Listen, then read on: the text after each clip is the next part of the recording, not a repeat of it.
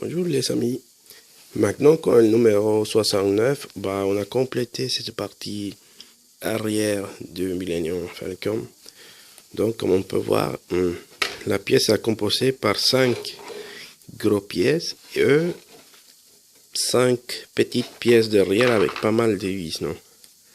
Donc, cette pièce, je pense que c'est un peu compliqué à monter. Parce que, il y a parfois les montages, la partie ici d'oignon, ça avait du mal à rentrer en place. Même si on suivait bien les instructions, parfois, je pense qu'il y avait un problème. Mais une fois que tout l'ensemble est collé, il a un bon placement. Mais ici, on voit qu'il y a encore des pièces là.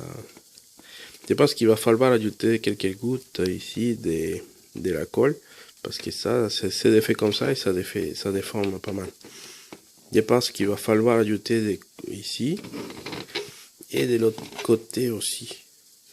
Il y a une autre chose que je pense qu'il va falloir corriger ici, c'est par exemple ces traits là. Bon. Il y a pas mal de traits qui sont visibles même si toutes les autres pièces sont ajoutées. Je ne sais pas pourquoi ils n'ont pas fait quelque chose comme ici, quoi. Ici, il y a cette pièce qui monte sur l'autre, mais ce détail-là, par contre, il est coupé, hein. Vous voyez? Donc ici, il va falloir qu'on ajoute du mastic ou des poutis afin de cacher cette division-là. Il y a pas mal là aussi. Non, ça c'est pas dans la vraie maquette. Il y a certains éléments qui vont arriver ici, mais ça cache pas totalement les trucs. Ici aussi la division est très visible. Donc il va falloir ajouter ça. Moi comme j'avais du mal avec la colle, à chaque fois qu'il y avait besoin de coller une petite pièce, avec les colles, diverses colles qu'on a. Par exemple, la cyanocryla, ça part dans tous les sens. La colle pour PVC, c'était trop visqueux, donc ça se déboule partout. Je crois que j'ai trouvé une solution pour coller mieux les pièces, mais il faut que je continue ma recherche. Mais je crois que j'ai fait un mélange des anciennes pièces, de ça, parce que ça c'est des ABS. Vous savez, les pièces qui tiennent, les petites pièces, les structures, non, des soutiens. J'ai pris ça, je l'ai mélangé avec de l'acétone et ça m'a fait une espèce de lait, on va dire. C'est dissolu, ça fait une espèce de lait, comme une peinture, que c'est le même matériau que c'est celui-ci, et ça me sert à coller les choses. Parce que lui, le principe de la colle, c'est que la colle, il doit fondre les matériaux pour les réussir à coller. Et c'est ça qui fait, quoi. L'acétone, va fondre les plastiques, il va coller mieux.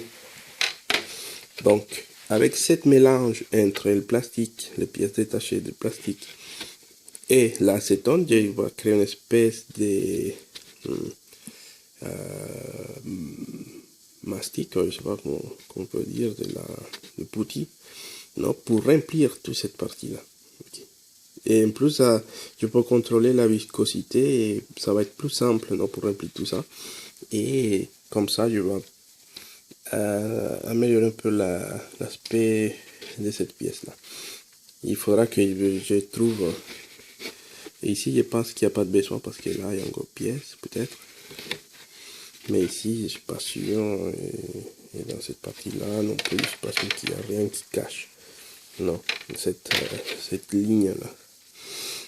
Donc, ce sont mes conseils pour cette pièce-là. Il faut que je trouve le temps de les faire. En ce moment, je suis un peu, vous savez, compliqué maintenant. Si vous notez, par terre est différent qu'il y a les vidéos précédentes. C'est parce que je viens de déménager, donc c'est un peu débordé. Les déménageurs étaient un peu impressionnés pour la quantité de boîtes, non, des figurines que j'ai.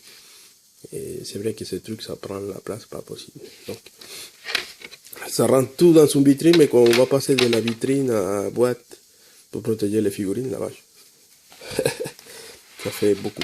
Donc voilà, c'est ça la pièce 69 avec la pièce derrière de Falcon complétée.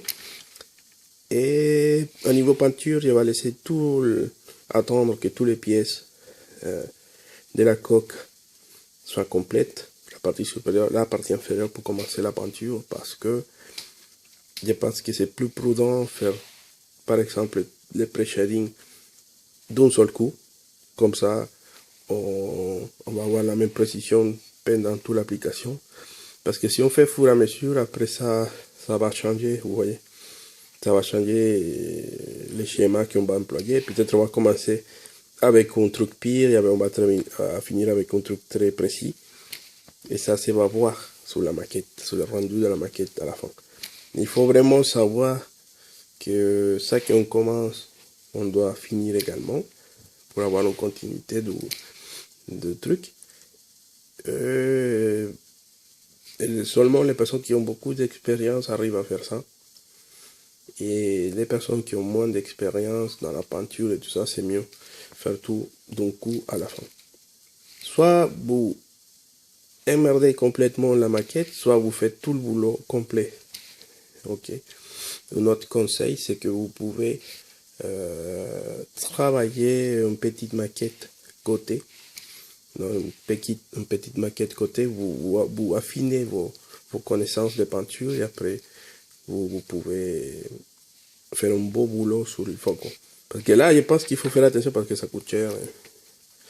Et après, pour revenir en arrière, c'est pas facile. Avec de la peinture acrylique, c'est bien parce qu'on peut décaper avec des capours. Donc ça peut devenir en arrière facilement et on peut recommencer. Et voilà. Donc, merci beaucoup pour suivre les vidéos de Millennium Falcon. Je sais que j'ai laissé un peu à côté Millennium Falcon, mais tout le montage de toutes les pièces, c'était un peu monotone et c'était presque la même chose tout le temps. Il n'y avait pas beaucoup de détails ou améliorations à faire, donc j'ai laissé un peu traîner. Mais c'est là, il y a du boulot. Merci beaucoup. Au revoir.